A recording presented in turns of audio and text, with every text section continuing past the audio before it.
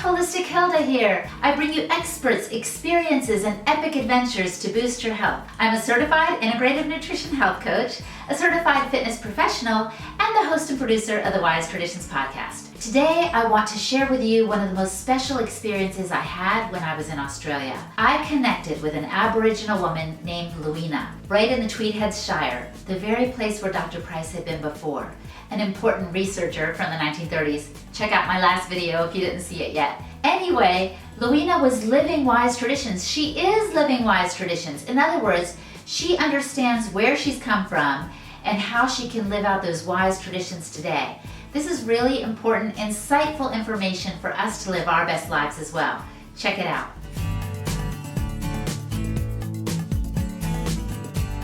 So I came to Australia retracing the footsteps of Dr. Price because I hoped to meet some people who still were living closely to their traditional ways. And Leweena is one of them. This is her son, Jungle behind us. And I wanted to ask Leweena a little bit, gosh, tell us about your childhood and the foods you were raised on. So our childhood was, pretty much on the coastline here. We were just eating seafood predominantly. Mullet, tailor, whiting, mud crabs, periwinkles, cockles, which you get from here, from this bay. Yeah, that's pretty much what we were eating, and a few berries and things like that. And a thing called pig face that you get at the beach, which is like I guess kind of like a fruit, a salty fruit, yeah. You could just grab and eat it. You just pick it up and eat it raw, yeah. That's amazing. And so, were you sucked in by like fast food and modern ways of eating and living, or did you stick with that when you got older? That was more of a later thing.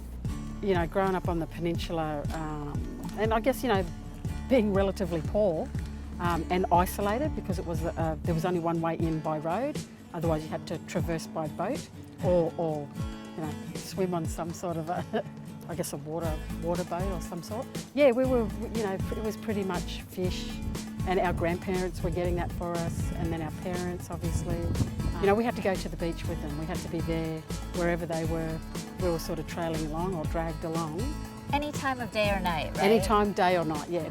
We were often at the beach, started off in the afternoon, and then nighttime you'd be walking back up through the bushy tracks to go home, fairly late into the night. Well, it seems like that diet served you well. You told me you didn't touch fast food until like 17 years of age. Tell us that story. Well, that was my McDonald's story. So, when I was 17, that's when I first discovered McDonald's. I didn't really like it. And then, when I eventually moved out of the peninsula and over to the big city, Tweed Heads, and, you were surrounded by fast food everywhere. So you grew accustomed to it? Grew accustomed to it, and it was convenient. Yeah. So you started to change? Definitely started to change, and as you get older you start to realise how that hasn't served you well, and really wanting to go back to just living off the land, because not only financially is it better for you, but it's obviously health-wise, and laying a foundation for your children to have a healthy lifestyle as well. And how else are you doing that, Leweena? What else are you doing to lay the foundation for the next generation here in the Tweed Shire area? In collaboration with our other Aboriginal organisations and elders and community leaders, running different programs around healthy lifestyle. That's really more tailored to a healthier Western diet, whereas what we're trying to do is create a bush tucker calendar, seasonal calendar for here, for the Tweed, and then teach our kids the different seasons and how to hunt, and they'll get a lot of that knowledge through the elders. We've still got a lot of elders that are very knowledgeable and grew up just living off the land predominantly. Yeah.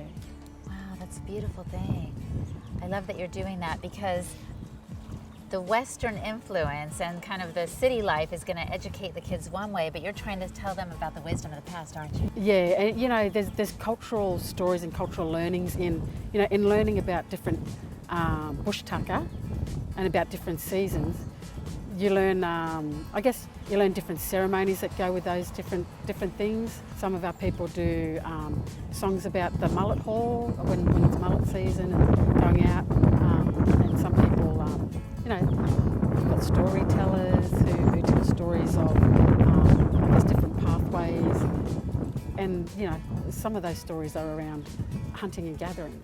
So the kids they're getting that cultural foundation, but also their health is going to benefit from that as well. Yeah. And the thing is, it's really important to get these stories told and retold, because tell me if this is true, your people had an oral tradition, not a written one. Yes, very much, very much. I guess our stories were told in different ways. So through storytelling, through song and dance, through artwork, whether it was body art or if it was a painting on a cave or on bark or even sand art. Yeah, there's just, that's how a lot of our stuff is passed down. And if you compare stories that we know, or that I tell my son, and some stories that may have been recorded from my grandmother or my grandfather, how those stories are very much, they haven't deviated at all really. The story is still the same, yeah. Will you tell us one of those stories? Or is it a secret? Are you not allowed? Well, there are some stories that I can't tell, okay, and I won't even attempt to tell because okay, it's not my place. There are the knowledge holders and the storytellers within community, and people generally know who they are, and I guess they're the ones that we sort of rely on to retell those stories through those different formats. Yeah. So you can't tell us a story? There's probably lots of stories to tell. Tell us anyone. I can't think of one. One that has to do with maybe one of the food traditions, like the best time to get mullet or cockles or mussels or something. I don't know, I just like to learn and hear one. Yeah, well, look, the mullet season's, I guess, almost just finished, Rob. And we've just had a big haul of mullet that came around the headland not long ago. And we've got some non-Aboriginal people who are commercial fishermen, and their family have been fishermen for many generations. A lot of our community were, they were involved in the commercial fishing aspect as well, but I guess they brought their cultural knowledge with them into that sort of arena. I guess there's been a lot of sharing of knowledge, and when they have those hauls, if community can, they're involved in the hauls and then the sharing of the fish. You can see that sort of that sharing culture. I guess the non-Aboriginal fishermen, commercial fishermen, they do that as well. So we've got a fisherman up here that lives along the strait as you come in, and when he has a catch, he shares his fish as well. So yeah. I love that, because Dr. Price said that he observed that the Aboriginal people were like the epitome of physical and moral perfection, and that they had this attitude of, I want to serve others as I would like to be served, and that's still continuing to this day, right? Absolutely, absolutely.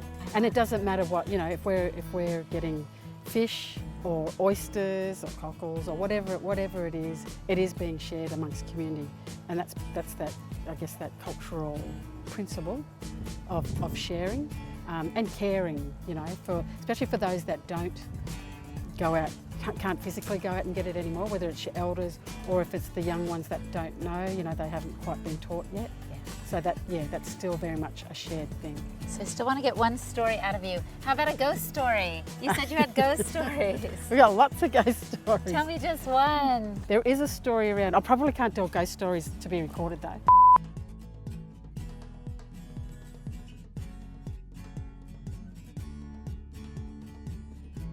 That's amazing. Yeah. So we've talked about some of the traditions from the past and what you all are facing today. How do you feed your own family? My diet today, or our diet today, is very different from when I grew up. And it's, I guess it's something that we're trying to get back to. So, I guess working for an organisation that owns country, where we can freely roam and go and get, we're just trying to build those things up, and as I was talking about the bush tucker calendar, and bring kids back onto country and teach them those skills with the elders. So we make sure that elders are able to pass those skills down as well. And that bush tucker calendar, just to clarify, helps them know what foods they can eat at what time of the year and that sort of thing? Yeah. That's wonderful. But also teaches them what tools they need to go and harvest, I guess. That's good stuff. Well, keep up all the good work that you're doing for future generations in this area, and really, it's beneficial to all of us all around the world. Yeah, definitely. When you honor the land and honor the next generation, you're pulling in the right direction for all of us to have better health and lives. Yeah. Thanks, Leweena. Thank you. Thanks for watching, you guys. Don't forget that you can subscribe so you don't miss a thing. Click on the notification bell so you can be alerted every time I post a new video, and comment below and tell me more of what you want to see on this channel. Thanks again, and talk to you soon.